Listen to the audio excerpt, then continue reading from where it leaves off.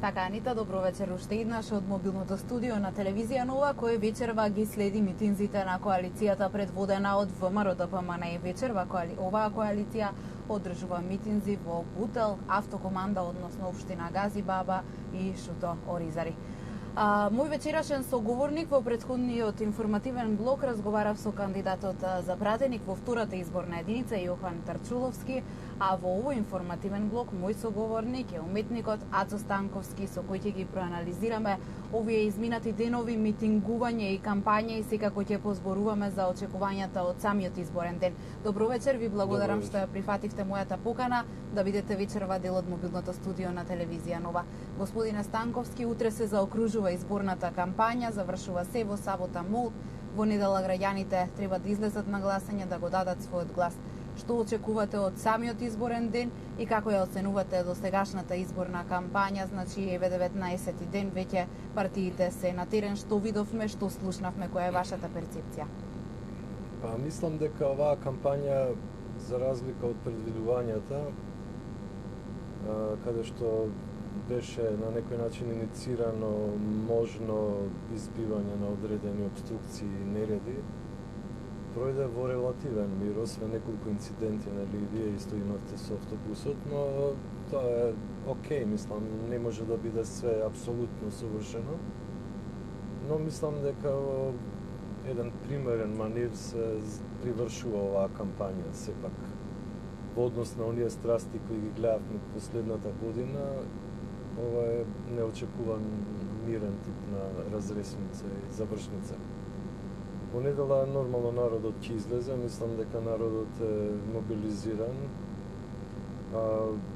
затоа што веќе целата реторика отиде околу тоа за спас на самата држава, нели, нејзиниот унитарен карактер и неменување на уставот од едната страна, а од другата страна во обид да се земат гласови од албанската етничка заедница се дојде до еден чуден карамбол, кој веројатно ќе се расчисти по изборите. Предпоставам дека тука ќе има доста контраверзии посвестум во овој дел, нели, околу албанските партии, обидот СДСМ да се имплементира таа констелација, значи да влезе во еден туѓ двор, што би рекол Али Ахмети, цитирајќи го. Мислам дека после овие 2,5 години стрес и фрустрација, СДСМ и опозицијата ќе добие еден жесток одговор од македонските граѓани. Очекувам голема разлика, над 6-3. Така да мислам дека на крај оваа драмолетка ќе заврши на еден посве полезен начин за македонското општество. Би сакала да се осврнем и во оној дел на пораките кои политичарите ги испраќаа изминативе 19 дена и утре веќе 20 ден. Вечерва ги слушаме и пораките од лидерот на ВМРО ДПМН Никола Груевски, но ги слушавме и оние пораки на опозицијскиот лидер СДСМ. Може ли да направиме една споредба на овие двајца лидери на две големи политички партии во Македонија? Какви пораки испратија и до кои целни групи допираат овие пораки? Навистина е интересно да се анализира, затоа што председателот на ВМРО ДПМН, господинот Груевски, фактички се бори веќе подолго време на 3 фронта.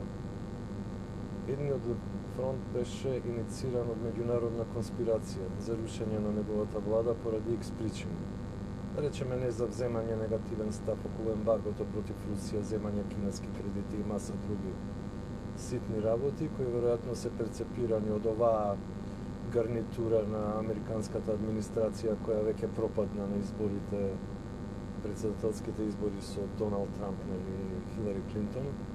Во тој смисол веќе е ослободен од таа напаст, значи веќе мислам дека овој амбасадор што е се уште курентен, ако ќе биде набрзо сменет, веќе нема авторитет и неговото сценарио пропаѓа.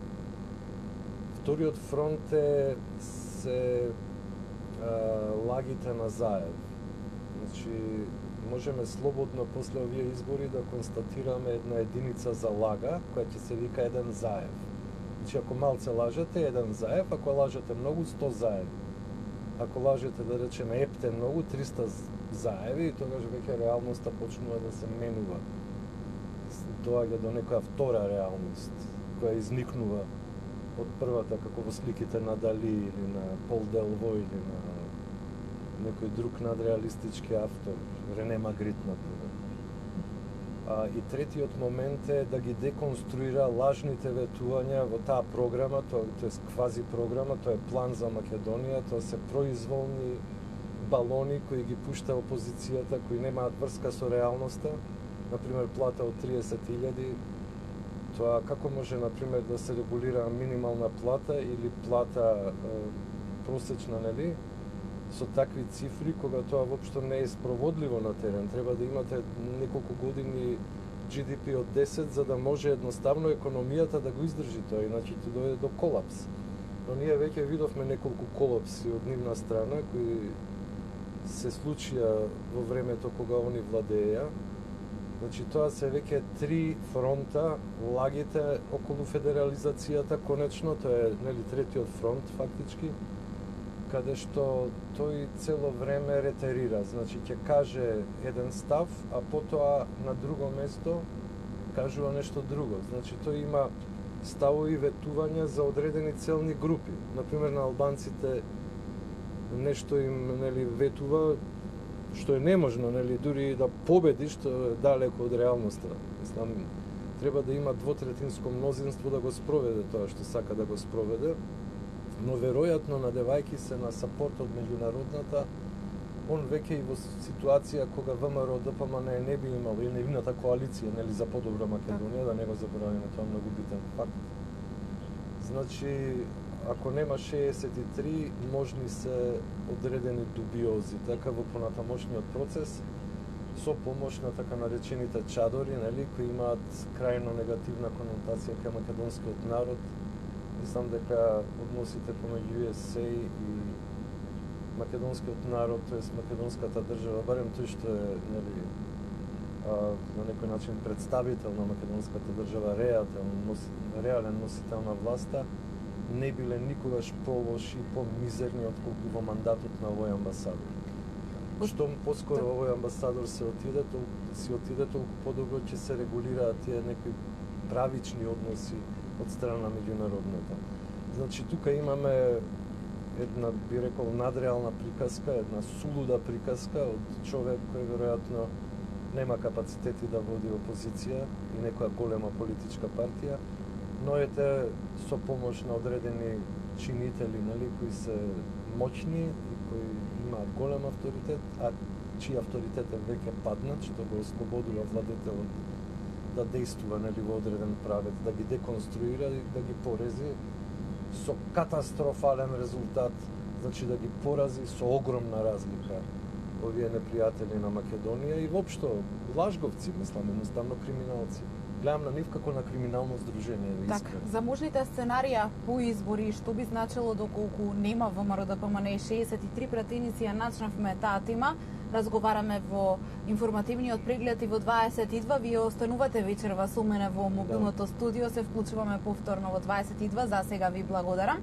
Анита, тука ќе се одјавам, најавувам дека повторно со мојот соговорник, уметникот Ацо Станковски, се вклучуваме и во 22 часот од Шуто Оризави, каде што коалицијата за подобра Македонија вечерва ќе ги заокружи своите митинзи тука во Скопско. Студио.